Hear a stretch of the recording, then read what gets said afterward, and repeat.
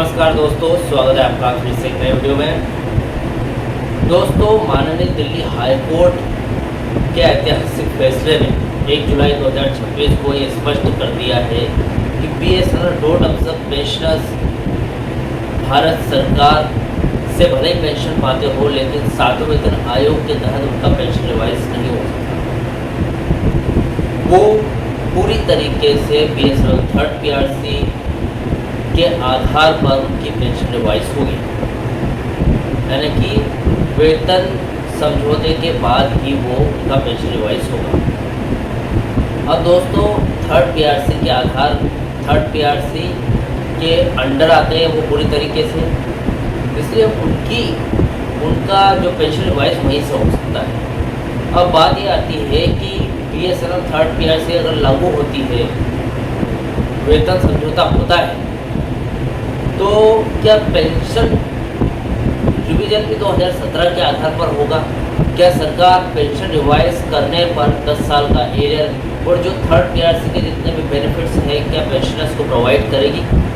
आज इस वीडियो में डिटेल तरीके से इस बात की जानकारी देने वाला हूँ। साथ में ट्विटर कैंपेन भी हो रहा है दोस्तों। इसके बाद मार्च टू पार्लियामेंट भी होने वाला है, मतलब बहुत बड़े बड़े आंदोलन होंगे ताकि थर्ड PRC जल्दी से जल्दी लागू हो। अफोर्डेबिलिटी क्लोज में सरकार जल्दी से जल्दी छूट दे। चलिए आज इस वीडियो में पूरी जानकारी देने वाला हूँ। सबसे पहले अगर आप चैनल पर नए हो, पहली बार आए हो, BSNL से जुड़ी जानकारी रोज़ देखना चाहते हो, तो मेरे चैनल को सब्सक्राइब कर लेना दोस्तों। साथ में बेल नोटिफिकेशन भी ऑन ज़रूर कर देना।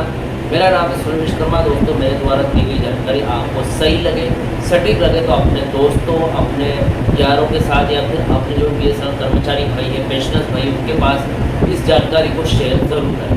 साथ में जाते जाते एक लाइक करके ज़रूर जाना। चलिए दोस्तों, बढ़ाते हैं वीडियो को आगे। तो दोस्तों देखिए, 1 से 2 जुलाई 2026 को आए दिल्ली हाई कोर्ट के ऐतिहासिक फैसले में पूरी तरीके से स्पष्ट हो चुका था कि जो पेंशनर्स है वो PRC के दायरे में आते हैं, यानी कि IDA बेस के अंदर, न कि CDA बेस के अंदर। अब दिल्ली हाई कोर्ट के फैसले का मुख्य निष्कर्ष ये है, दिल्ली हाई कोर्ट ने प्रिंसिपल बेंच के 2023 के उस आदेश को रद्द करते हुए जिसमें पेंशनर्स को 7वें केंद्रीय वेतन आयोग के तहत पेंशन संशोधन करने की बात कही थी। हाई कोर्ट ने 2 बातें बिल्कुल साफ कर दी। यहाँ पर 7 CPC लागू नहीं होगा। BSNL और या फिर MTN के कंबाइंड सर्विस पेंशनर्स केंद्रीय कर्मचारी सरकारी कर्मचारी नहीं है, CDA पे स्केल पर बिल्कुल नहीं, वो IDA स्केल वाले PSU पेंशनर्स हैं। इसलिए 7वें यानी कि 7 CPC के तहत 2.57 मल्टीप्लायर से पेंशन रिवीजन नहीं मिलेगा। पेंशन का अब दूसरा है, पेंशन का आधार थर्ड PRC से ही है, ये भी स्पष्ट किया है। पेंशन रिवीजन की कानूनी प्रक्रिया कार्यरत BSNL कर्मचारियों के थर्ड पे रिवीजन से ही जुड़ी हुई है। जब कार्यरत कर्मचारियों का वेतनमान थर्ड PRC संशोधित होगा, तभी उसी आधार पर पेंशन रिवीजन भी संभव है। दोस्तों देखिए, सवाल ये आता है, अगर थर्ड PRC पास होता है तो क्या सरकार 1 जनवरी 2017 से पेंशन रिवीजन एरियर देने के लिए बाध्य होगी या नहीं? देखिए, कानूनी स्थिति लीगल ओब्लिगेशन से ये स्पष्ट होता है कि हाँ, सरकार बाध्य है, इसके लिए नियम ही कहता है। रूल 37 और कंसोलिडेटेड फंड ऑफ इंडिया की अगर बात करूँ, रूल 37A के तहत BSNL पेंशनरों की पेंशन की जो पूरी संवैधानिक जिम्मेदारी केंद्र सरकार यानी कि भारत सरकार की है, BSNL कंपनी की नहीं। तारीख की बाध्यता की effective date third PRC, effective date की बात करूँ दोस्तों, थर्ड PRC की आधिकारिक प्रभावी तिथि 1 जनवरी 2017 है। जैसे सरकार BSNL के कार्यरत कर्मचारियों के लिए थर्ड PRC को हरी झंडी पेंशन संशोधन भी स्वतः ही हरी झंडी देगी। पेंशन संशोधन भी ऑटोमेटिकली 1/1/2017 से ही लागू माना जाएगा। कानूनी पहलू की बात करूँ दोस्तों, पेंशन एक उपार्जित अधिकार यानी कि अर्न राइट है। एक बार वेतन पेंशन संशोधन 1 जनवरी 2017 से अधिसूचित यानी कि नोटिफाई हो गया तो सरकार कानूनी रूप से 2017 से ही रिवीजन के लिए बाध्य है।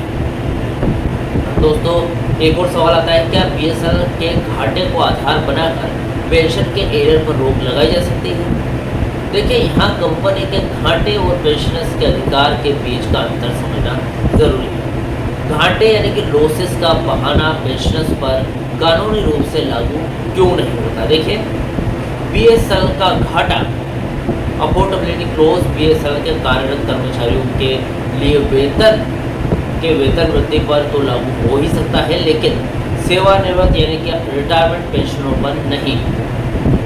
डोट यानी कि दूरसंचार विभाग पहले ही कई हलफनामों और पत्राचार में स्वीकार कर चुका है कि पेंशन का भुगतान सीधे केंद्र सरकार के बजट से होता है। इसलिए बीएसएल का वित्तीय घाटा पेंशनर्स के एरियर को रोकने का कानूनी आधार नहीं बन सकता।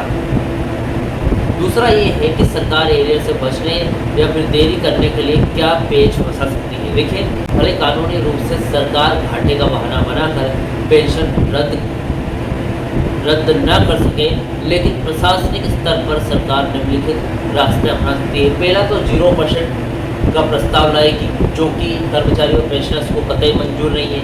डोट पहले ही एक प्रस्ताव बना चुका है कि जनवरी 2017 से बेसिक पे में उस समय का आईडीए 19.5% मर्ज करके 0% फिटमेंट के साथ यानी कि नील फिटमेंट के साथ पे स्केल लागू कर दिया जाए। अगर ऐसा होता है तो 2017 से 2026 तक का एरियर गणितीय रूप से शून्य या फिर ना के बराबर मिलेगा।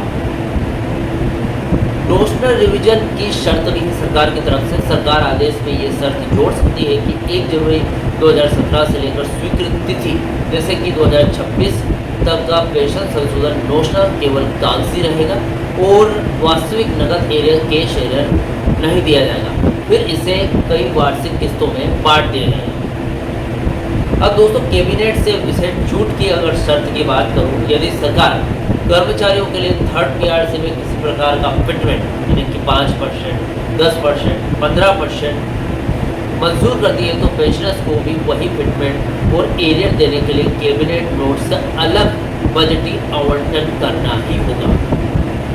कुल मिलाकर दोस्तों, दिल्ली हाई कोर्ट के जुलाई 2026 के फैसले ने यह रास्ता साफ कर दिया है कि बीएसएल पेंशनर्स का भविष्य थर्ड पीआरसी की मंजूरी से बंधा हुआ है।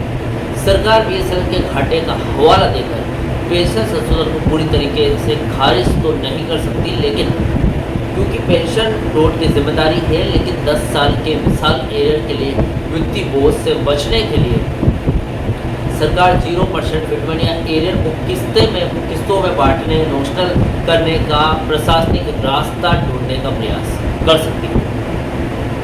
दोस्तों, इसी खतरे को टालने और सम्मानजनक फिटमेंट के साथ पूरा एरियर पाने के लिए पेंशनर संगठन और यूनियन आंदोलनरत है फिलहाल। यानी कि दोस्तों, एरियर तो ज़रूर मिलेगा, लेकिन कुछ संघर्ष और हड़ताल जरूर है। फिलहाल दोस्तों, ये अपडेट थी। इस अपडेट से जुड़े जो भी आपके डाउट या क्वेश्चन वगैरह हो तो कमेंट कर सकते हैं। वीडियो अच्छा लगा तो वीडियो को लाइक कमेंट जरूर कर लेते हैं दोस्तों। नेक्स्ट वीडियो में सी यू सून।